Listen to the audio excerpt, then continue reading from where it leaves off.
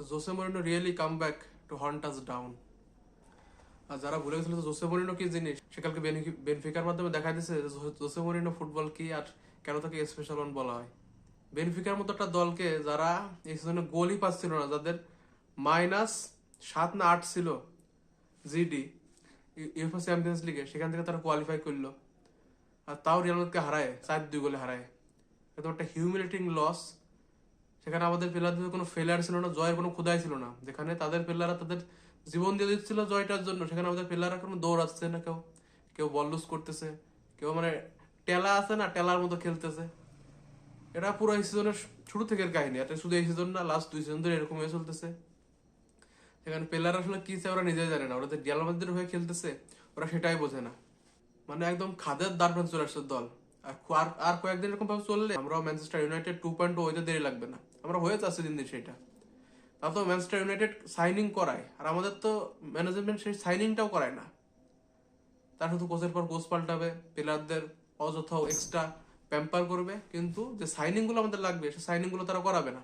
সেটার ফল আমরা মাঠে পাচ্ছি। যদি এই টিমে এমবাপে না থাকতো লাস্ট 2 বছরে, তাহলে তো আমরা কোনো চ্যাম্পিয়ন্স লিগ স্পটই পাইতাম না।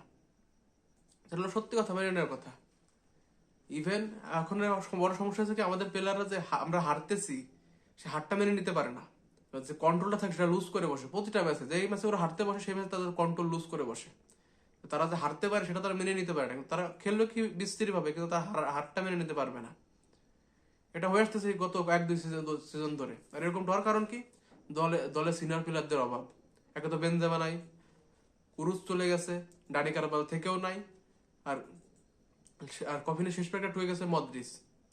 মানে টিমে কোনো সিনিয়র প্লেয়ার না, যেগুলো সব ক্লাস 8-এর বাচ্চার মতো, ওদের ইগোই সেটা ভরা, মানে জাস্ট বিশ্রী অবস্থা।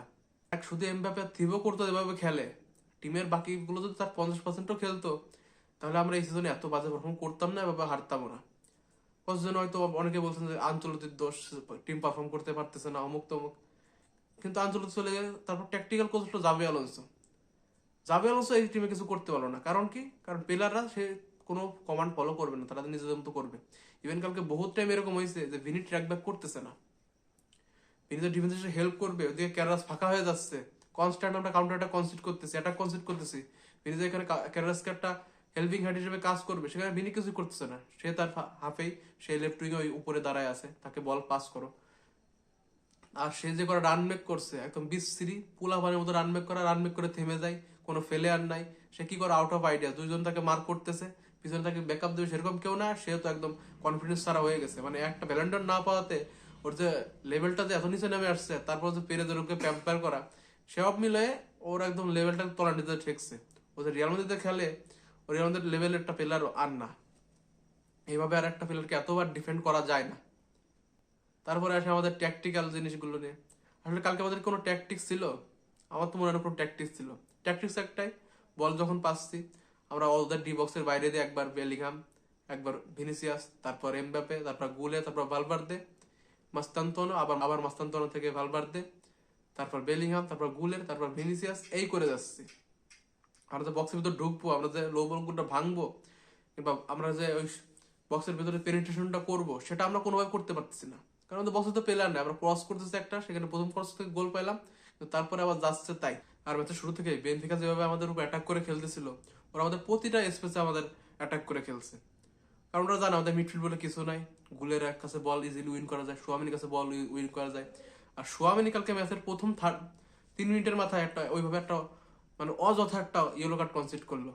এখানে ম্যাচের মাত্র 3 মিনিট চলে, তুই ধীরে সুস্থে খেল, সেখানে না আমরা অযথা ভাবে খেললাম। আর কালকে সোয়ামিনি যতটা মিনিট খেলছে, 50-60 মিনিট খেলছে, ওকে দেখে একটা মুহূর্তের জন্য মনে হয় নাই যে কালকে ও মনোযোগ দিয়ে খেলতেছে, কিংবা ওর আজ ভিতরে খেলার কোনো মনোযোগ আছে, বা ও আছে খেলতে চায়, সেরকম কিছুই মনে হয় নাই। একদম গা ছেড়ে দিয়ে হেলে দুলে চলতেছে পিচের ভিতর। ওর ভিতর কোনো পজিশনিং চেঞ্জ, পিছন থেকে জোর একটা প্লেয়ার চলে আসতেছে ওর কাছে, ও নিজের কাছে বল হোল্ড করতেছে, অযথা ট্যাকেল করতেছে। মানে ও যে আরো আগে রেড কার্ড পায় নাই, সেটা হলো আমাদের ভাগ্য ভালো।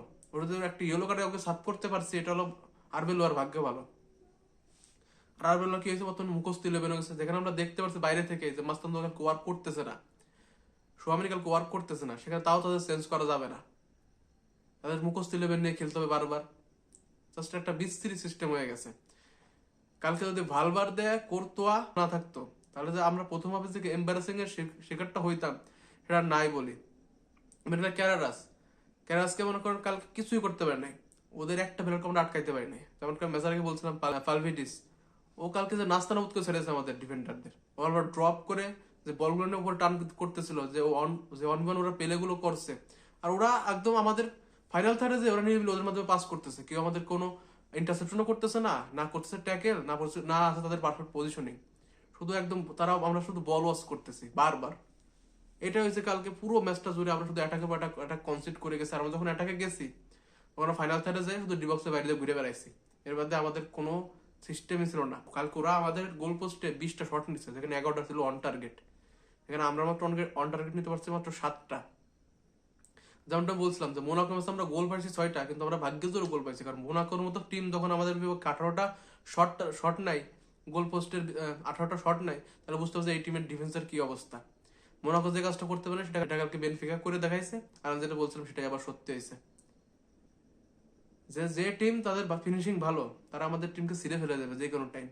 আমাদের টিমের ডিফেন্স মিডফিল্ড এত খারাপ, আমাদের মিডফিল্ড কিছু নাই, কারণ ওরা জানে যে আমরা যদি একটা বল একবার উইন করতে পারি কাউন্টার প্রেস করে, সেখানে সরাসরি আমাদের কোনো মিডফিল্ড হয়, সরাসরি আমাদের একদম ফাইনাল থার্ডে বল চলে আসবে। সেটাই হয়েছে বারবার, বল লেফটে আসে, লেফট থেকে মিডিলে দেয়, মিডিল থেকে ওই লেফটে আসে, তারপর একদম সুন্দরভাবে বালবার্দের থাকে না, বালবার্দের দৌড়ে দৌড়ে আসতে আসতে সেখানে এসেন্সির সাথে 1v1 চলে যায়, সেখানে কোর্তোয়া সেভ করে, কিংবা একটা ব্লক হয়, কিংবা তাদের মিস শট হয়, এইগুলো হয়ে যাচ্ছে বারবার।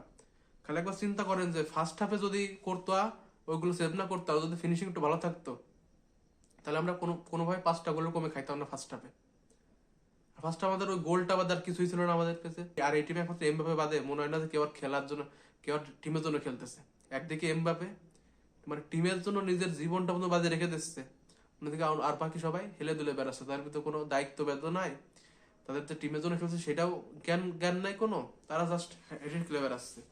আর কালকে যে আমাদের ট্যাকটিক্স ছিল কি সেটাই আমি বুঝতে পারলাম না, না আমরা বক্সের ভিতর ঢুকতেছিলাম, না বাইরে থেকে যা জোরে শট নিচ্ছিলাম সব ঠাকাই দিচ্ছিল, না ভিনিসিয়াস বল পাস করতেছিল, না মাস্তান তোমার কিছু ক্রিয়েট করতে পারছিল। তাহলে আমাদের কালকে ট্যাকটিক্সটা ছিল কি? কোনো ট্যাকটিক্স ছিল না, না আমরা পিছন থেকে কিছু কিছু বল ক্যারি করছিলাম ঠিক আছে, কিন্তু সেই বল ক্যারি করে যখন আমরা আমাদের মিড থার্ডে যাব, যখন আমরা পিচের মাঝখানে থাকি, সেখানে যদি আমার বল স্লো হয়ে যায়, এমবাপে এমন একটা হয়েছে যেখানে এমবাপে রান মেক করে ফেলছে, আর্ধা গোলের পায়ে বল, ও আর ইজিলি পারতো একটা লং বল দিতে, সেখানে কি করলো, ও বলটা আমাদের ডিবক্স থেকে টেনে টেনে নিয়ে যায়, সেখানে ও মাঝমাঠে যায় একদম পুরো রিদমটা নষ্ট করে দিল। সে অ্যাটাকটা যেখানে আমাদের কাউন্টারে যাওয়ার কথা, সেখানে আমাদের বিল্ড আপ করছে, সামনে একটা প্লেয়ার সে রান মেক করছে, তুমি বলটা দাও, সেখানে তুমি দাঁড়ায় থাকলা। এটাই আর্ধা গোলের কিন্তু সমস্যা, ও ডিসিশন মেকিং এর খুবই অভাব। যে ম্যাচে ভালো খেলবে সে ম্যাচে দুর্দান্ত, আর যে ম্যাচে খারাপ খেলবে সে ম্যাচে এত একদম বিচ্ছিরি বা যাচ্ছে তাই, ওর মাথায় কোনো বুদ্ধি নাই, কিচ্ছু নাই। এখন একটা করা কথা হলো, এই টিমের অনেক প্লেয়ারকে সেল দিতে হবে, ইটস টাইম টু রিবুট। যদি আমরা ম্যানচেস্টার ইউনাইটেড 2.0 না হইতে চাই, তাহলে এই টিমকে আরো রিবুট করতে হবে আবার। আর সেই টিমের আর সেই সেলের নাম্বার ওয়ান নামটাও থাকবে ভিনিসিয়াস, তারপর রদ্রিগো, তারপর থাকবে সোয়ামেনি, তারপর ফেরলান্ড মেন্ডি, ডেভিড আলাবা, রুডিগার। এইসব প্লেয়ারদের রেখে লাভ নাই, কারণ তারা ইঞ্জুরি পর ইঞ্জুরি পড়েই যাচ্ছে, আর আমাদের কোনো হেল্প হচ্ছে না, শুধু তাদের একদম সেলার রাখতেছি আমরা। ভিনিসিয়াসের কথা যদি বলেন, ভিনিসিয়াস ভালো, মুখ তমুক, ভিনিসিয়াস ভালো না। ভিনিসিয়াস যে লেভেলটা শো করছিল 23-24 সিজনে, তার 0.05%ও নাই। ওরকম অন অ্যান্ড অফ খেলবে সেভাবে তো মানা যায় না। একটা প্লেয়ার যদি 18 ম্যাচ পরে 2টা ম্যাচ ভালো খেলে, আপনি যদি বলেন সে ফিরে আসছে, তাহলে হবে না তো। খেলা হবে বড় টিমের বিপক্ষে, আর বেনফিকা তো সেই হিসেবে বড় টিমও না। আর এখানে আসে একটা কোচের হিসেব, পেরেস তো যাচ্ছে ওর পাপেট খাড়া করে দিছে, ওর একদম পুতুল। পেরেজ যেভাবে বলে, যে প্লেয়ার নামাই তোলো সেই প্লেয়ারকে নামাই, পেরেজ যেভাবে বলে ও সেভাবে চলে, পেরেজ যেটা বলে সেটাই করে। পেরেজ হাতের পুতুল পাইছে, কারণ পেরেজ তো এইভাবে এখন কোনো কমপ্লেন করবে না, এখন দাদু প্লেয়ারদের উপর। কিন্তু একটা কোচ যদি ভালো মতো প্র্যাকটিস না থাকে, প্র্যাকটিস থাকে কি, প্র্যাকটিস চালা তো কোচ তো আমরা আনছিলাম, কিন্তু আমাদের কোচটাকে, আমাদের প্লেয়ারটাকে সেই প্র্যাকটিস চালা কোচের কথা শুনছে? শুনে নাই, সেখানে আর বেলো সেখানে কুয়েরে, আর এই বলার কথা তো শুনবেই না, এটা স্বাভাবিক ছিল।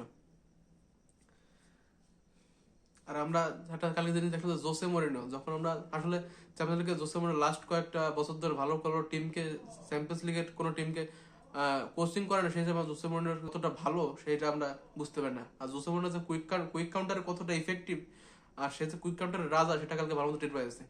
কালকে যে কয়টা কাউন্টার অ্যাটাক করছে সবগুলো একটা সফল ছিল, হয় ওরা গোলের মধ্যে শট নিছে, দেবগো তার ঠেকাইছে, অফ টার্গেট ছিল না অন টার্গেট ছিলই। ইভেন যখন একটা মোমেন্ট আসলো যেখানে আমাদের লাস্টে যখন ওরা ওদের গোলকিপারটা গোল করলো, সেই মোমেন্টের আগে ওদের গোল কিন্তু আসতেছিল না, তখন মরিনো দেখছে আমরা জিততেছি, এখানে আমরা যদি এই 3-2 জিতি তাহলে আমাদের কোনো লাভ নেই, আমাদের একটা গোল লাগবে। তখন মরিনো ওর গোলকিপার ইশারা করলো যে তুমি আগায় যাও, সেখান থেকে আগায় গেল। আর আগায় যাওয়ার ক্ষেত্রে ওইখানে আমরা একে তো আমরা 2 জন ডাউন, তারপরে কি হলো ওইখানে আমাদের প্লেয়াররা গাছের দাঁড়ায় আছে, ভিনি তো যাই নাই, ভিনি দাঁড়ায় আছে মিডফিল্ডের ওইখানে, আর একজন ছিল ভালভার্দে নাকি, ও দাঁড়ায় ছিল একদম আরো আরো উপরে। আর আমাদের 8v4 আমরা ওইখানে ছিলাম। চিন্তা করতে পারেন 8v4 একটা টিমের আমরা দাঁড়ায় আছি, এখানে আমরা ডিফেন্ড করছি corner. Just unbelievable staff from Real Madrid. তারপর কিছু কিছু প্লেয়ার কথা না বলে নাই। তারপর যেরকম রাউল এসেন্সিও কালকে প্রথম অ্যাসিস্টটা ছিল রাউল এসেন্সিও, তো তা বাদে রাউল একদম সাদা মাটা ম্যাচ। আসলে নি ইঞ্জুরি না কিছু বলে, ওর পরে নিতে যে বোলোটা খাইলো, ওদের যে ঢাল নাকি একটা প্লেয়ার আছে ওর কাছ থেকে পায়ে ওই চোটটা খাওয়ার পর আরো স্লো হয়ে গেছে, তারপর থেকে পুরো নাচাই ছেড়েছে রাউল এসেন্সিওরে। আর তারপর তো প্রথমে একটা তর্কাতর্কি করে একটা হলুদ কার্ড খাইলো, তারপর তো লাস্টে আর নাই বলি। বললাম এই টিমের প্লেয়ারদের কোনো প্লেয়ারদের পেশেন্স নাই, তারা যে একটা ম্যাচ হারতেছে, তারা যে তাদের কোলনেসটা ধরে রাখবে, তাদের কন্ট্রোলটা ধরে রাখবে, সেরকম কোনো কিছুই নাই টিমের প্লেয়ারদের মধ্যে। অন্যদিকে ডিন হুসেন একটা লম্বা খাম্বা আমরা দাঁড়া করে রাখি, ওর সাথে একটা কাঠকে দাঁড়া করে রাখতাম ওর মতো লম্বা, সে অবস্থা ভালো ডিফেন্ডিং করতো।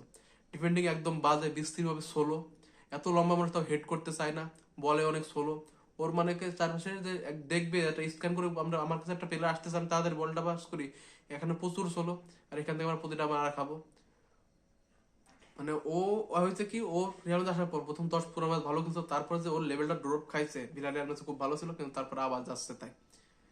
এখন এরকম কেন হচ্ছে রিয়াল মাদ্রিদের আমার আসলে জানা নাই। আর আমাদের মিডফিল্ডের কথা যদি বলি, সোয়ামিনি তো কালকে পুরো ম্যাচে বিশ্রী, মানে এতটা বিশ্রী রিয়াল মাদ্রিদ কোনো এরকম, মানে ওর সাথে আমরা ক্যাস্টেলা প্লেয়ারকে নামাতাম, সেখানে আমরা ওর থেকে বেটার খেলাতাম, এরকম একটা অবস্থা হয়েছে।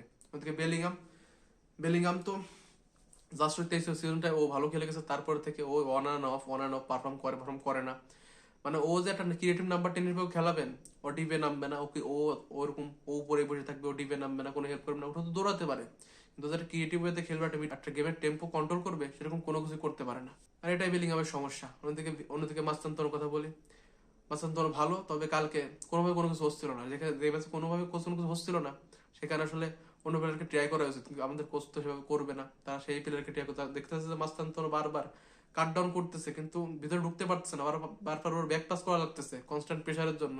কিন্তু আমাদের প্লেয়াররা তাও, আমাদের কোচটা কোনো চেঞ্জ করবে না, কারণ কি আমাদের পেরেজ বলছে আরবেলোয়াকে তুমি আমাদের এই প্লেয়ারকে খেলাবা, আরবেলোয়া খেলাই, কারণ ও তো পাপেট, এবারে ও কি করতে পারে। এই টিমে একমাত্র এমবাপে আর থিবো কর্তোয়া বাদে এমন কোনো প্লেয়ারকে নাই আমি দেখলাম যে সে টিমের জন্য খেলতেছে লাস্ট কয়েকটা বছর ধরে। এরকম চলতে থাকলে আমাদের আসলে এই সিজন কেন, সামনে 2-3 সিজনে আমরা কোনো ট্রফি জিততে পারবো না। এমবাপে মতো গোল করেই যাবে, ইন্ডিভিজুয়াল ব্রিলিয়ান্সে বলেন এমনি বলেন, এমবাপে গোল করেই যাবে, থিবো কর্তোয়া এবার ঠেকাই যাবে, আর মাঝখানে যে 9টা প্লেয়ার থাকে, ওরা শুধু ওই যে কাঠের মতো, লৌহদণ্ডের মতো দাঁড়ায় থাকবে, আর কোনো কাজ নাই ওদের। এইটা সমস্যা, এটা অন অ্যান্ড অফ হয়ে যাবে, কিন্তু কোনো চেঞ্জ হবে না। এখন যদি ম্যানেজমেন্ট স্ট্রিক্ট ভাবে না হয়, হবে না। আর অন্যদিকে আমরা বলি আমাদের ডিফেন্সের সমস্যা, মার্ক গুয়েহিকে সিটি 20 মিলিয়ন দিয়ে কিনলো মাত্র, এখানে আমরা 20 মিলিয়ন খরচ করতে পারতাম, অবশ্যই পারতাম, কিন্তু আমরা করবো না।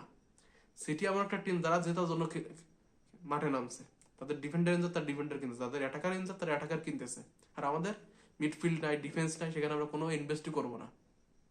আর আমরা কি মনে করি আমাদের যে প্লেয়ার আছে তারা এনাফ, কিন্তু একটা পজিশন বেস যে একটা খেলা হয়, যেখানে আমাদের একটা ক্রিয়েটিভ মিডের অভাব।